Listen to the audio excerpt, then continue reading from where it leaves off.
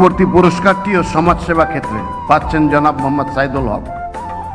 জনাব মোহাম্মদ সাইদুল হক 1967 সালের 10ই মে বরিশাল জেলার বাকরগঞ্জ উপজেলায় জন্মগ্রহণ করেন। তিনি 6 বছর বয়সে টাইফয়েড জ্বরে আক্রান্ত হয়ে দৃষ্টিশক্তি হারালেও প্রবল ইচ্ছা শক্তি দিয়ে ঢাকা বিশ্ববিদ্যালয়ের দর্শন বিভাগ হতে স্নাতকোত্তর ডিগ্রি এবং জাতীয় বিশ্ববিদ্যালয় থেকে বিএড ডিগ্রি অর্জন করেন। তিনি মতিঝিল টিএনটি কলেজ ও জাতীয় বিশেষ শিক্ষা কেন্দ্রে শিক্ষকতা করেন। সমাজের প্রতিবন্ধী ব্যক্তিদের শিক্ষা, প্রশিক্ষণ ও ক্ষমতায়নের প্রয়োজনীয়তা অনুভব করে 1991 সালে blind education and rehabilitation development organisation BARDO প্রতিষ্ঠা করেন, যা দেশের 15টি জেলায় কার্যক্রম পরিচালনা করছে।